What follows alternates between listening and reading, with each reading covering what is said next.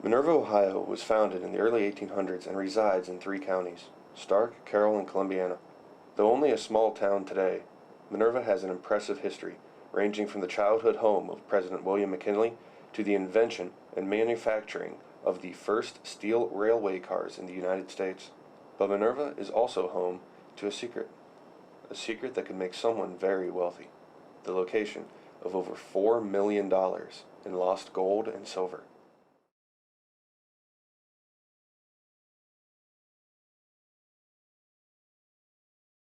Well, I think the phrase Minerva Lost Gold City is something that the elected officials from time to time have tried to promote.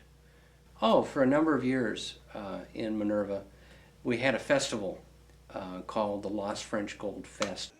The gold festival that we had more or less is it's been to alert the people of this community, or to bring other people that there was something here at this time, to get them into this territory, into the around Minerva and all that, to hear more about the story of the Lost French Gold, and to get them interested in all that. The festival was more or less like any fair, any homecoming of that sort. The street was crowded with eating places, and riding places for the kids and all that.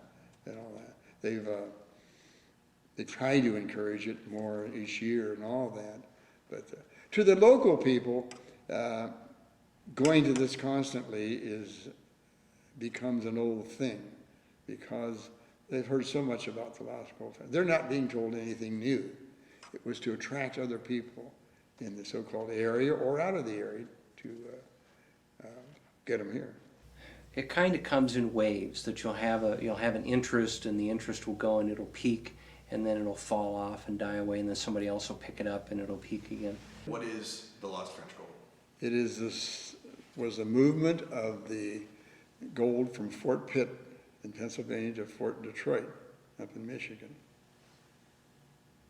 And they got as far as here, or east of Minerva, and were given the word that they were going to be attacked. So what they did was bury the gold and all, then went on to Fort Detroit. Well, I first heard about the legend of the lost gold growing up in Minerva. And the legend goes that during the French and Indian War in about 1755, and there's some question whether it was 1755 or 1758, the French were going to move the treasury from Fort Duquesne, which is now Pittsburg, to Fort Detroit in Michigan, because they were afraid that the English were going to overrun Fort Duquesne.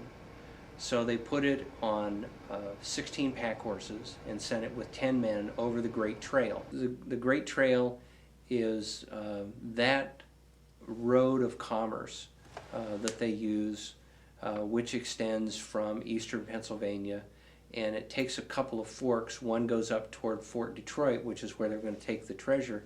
The other one goes south along the Tuscarawas River and becomes the Tuscarawas Trail, which was used.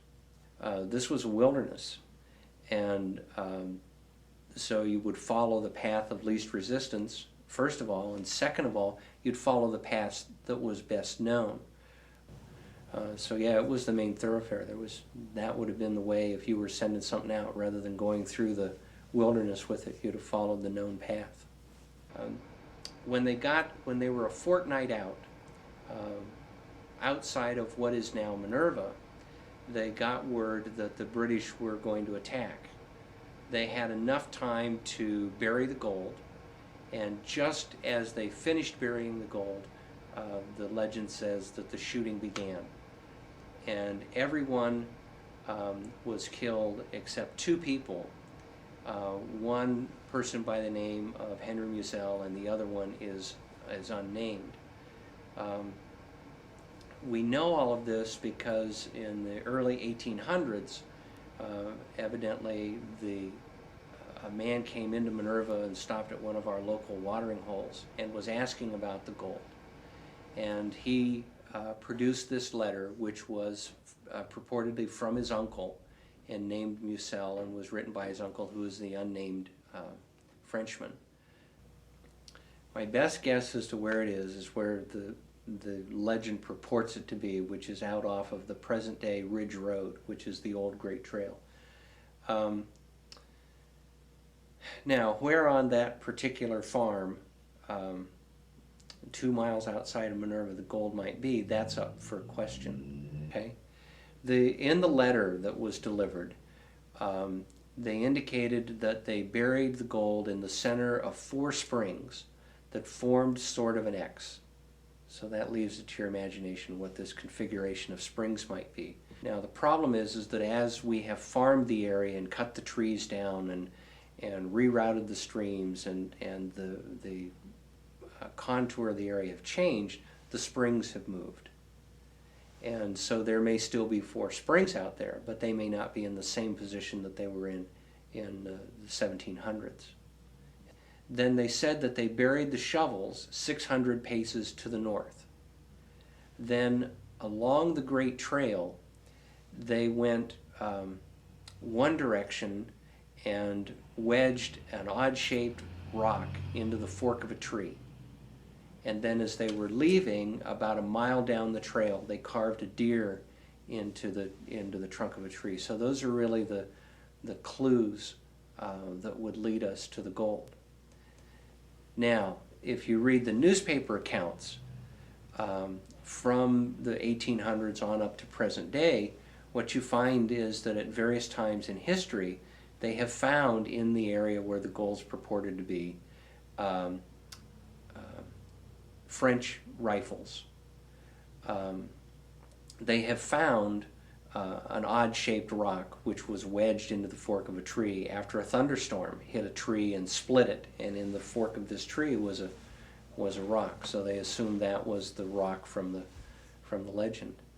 And there's also an account of another thunderstorm blowing the bark off of a tree, and underneath the bark was a deer carved into this tree. So at one point in time or another, they have found all of the clues. Now, had we marked them when we found them, we could go back today and probably triangulate and figure out where the gold is supposed to be buried.